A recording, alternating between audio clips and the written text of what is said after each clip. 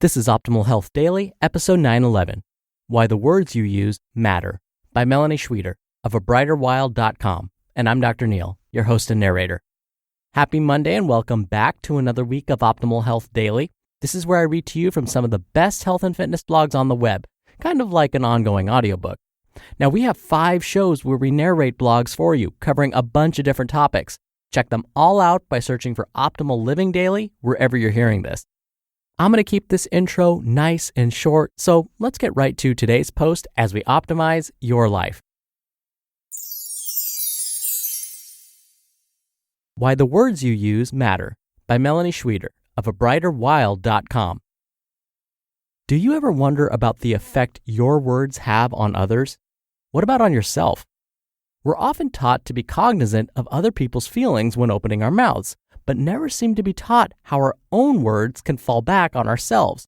After all, when you speak or write something, your brain internalizes that message, forging a neural pathway that deepens with each use of a certain word or phrase. And for many of us struggling with health issues, those words and phrases are often coded in negativity. How many times have you said, either to yourself or to someone else, "I'll never get better," or snapped, "I can't do that anymore"? I know I have. A lot, to be quite honest. It's totally normal to struggle with negative thought patterns. Chronic illnesses suck, like really, really suck.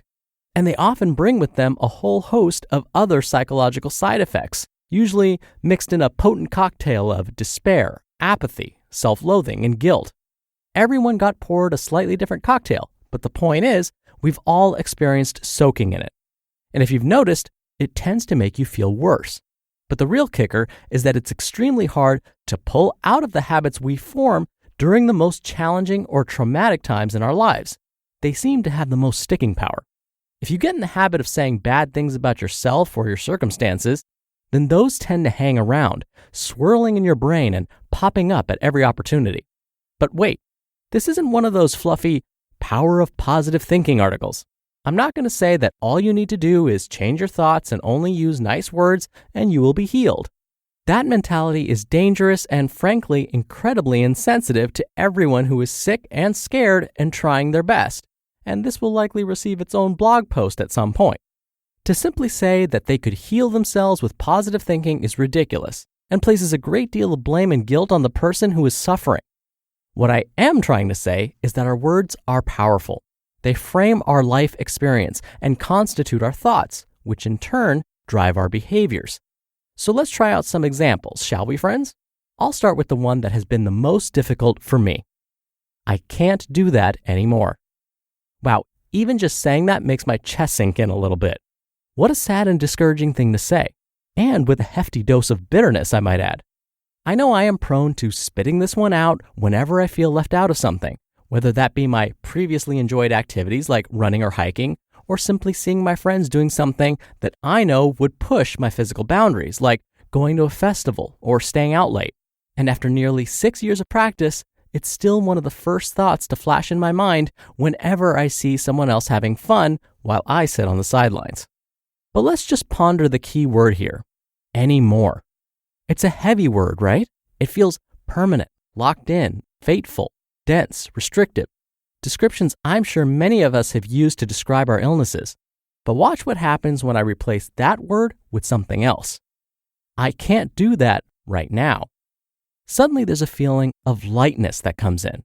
The phrase right now says to your mind and body that you haven't given up, that you're still holding out hope for your future self. And that's the key thing, finding language that instills hope instead of hopelessness. You could also go further and change the word can't, since that's a heavy and touchy word for many people. But I found that just the swapping out of the word anymore is enough for me to feel just a little bit brighter. Your particular words may be a little different, but it's the feeling that counts here.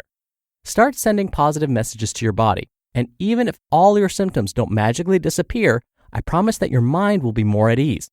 Start listening to yourself, even your silent private dialogue, and pay attention to defeatist language. The first step here is mindfulness, catching yourself in the act, then making small swaps to forge new neural pathways that are less discouraging and fatalistic. So let's tackle another one. I am sick. At first glance, you may wonder what the problem is with this one. It's accurate and regularly batted around in daily conversations with no real recourse. But it's not just me that takes issue with this phrase, particularly with the words, I am. There are hundreds of people out there who talk about the importance of separating the self from the illness. I'm sure you've heard this before. You are not your illness. And while it sounds like something you'd see on a cheesy inspirational Pinterest board, it's actually very true and very wise. When you separate who you are from what you experience, it gives you a greater sense of freedom, like energetic wiggle room. It may come off as a bit esoteric to some, but it's less about those particular words and more about how you view yourself. At the point you start seeing yourself as the beautiful and infinite being that you are, everything you experience during your life takes on a different tone. While you may never physically utter this phrase to another person, it's helpful to have it framed in your mind. I have a chronic illness, or I'm experiencing some health issues, or I'm undergoing some health challenges. Now notice, I did not suggest adding a negative in there, like I am not sick. Some may try to do this, like we can somehow think ourselves out of our diseases. This is not some kind of fake it till you make it situation, and those kinds of mantras can do serious damage over time. They lead us to ignoring our body's cues, pushing ourselves too hard, and ultimately crashing into an even deeper state of depression and guilt. Don't lie to yourself or others. Just find a way to present your situation in a softer and more compassionate manner. There are many variations on the theme, as you can see from my 3 examples, but the important thing is to refrain from pairing the words I am with anything that is part of your life experience. These things do not describe who you are. They describe what you feel, what you see, and what you suffer. Your invitation for today. I'd like you to grab a pen and piece of paper, provided it's safe to do so. Make 2 columns, one that says I am and one that says I have/I feel. List several examples of each, really teasing out what things are inherent to your being and what things are products of your life. Seeing it on paper can sometimes clarify the separation between the two and help you find new words to describe yourself. And as always, remember to be kind. I sincerely hope this helps you. Starting today, listen to yourself and start identifying your own negative words or thoughts that you'd like to change. You just listened to the post titled, Why the Words You Use Matter, by Melani Schweder of abrighterwild.com. Dr. Neil here for my commentary. I always like reading from Miss Schweder's post because, like her, I too have a chronic illness. And she's right, sometimes it can be really difficult to separate ourselves from that illness. And when the disease starts to flare up, it can lead to some of those adjectives she used, like despair and apathy and self-loathing and guilt. And believe it or not, mind you, this was a while ago, I got caught up in this power of positive thinking stuff where I thought I could think myself out of my disease and that I would magically heal myself. Again, this was a while ago. This was well before I received my advanced degrees. Therefore, I wasn't really thinking like a scientist like I should have been. But here's what ended up happening. I thought I could heal myself from my disease. And so I stopped my medications. Genius, right? Well, that went well for about 3 months. And then boom, I experienced the worst flare-up of my life. I had to be put on 3, maybe 4 different medications just to get over that flare. And it took me, I want to say at least 5 or 6 years to get back down to 1 medication again. I did some real damage to myself.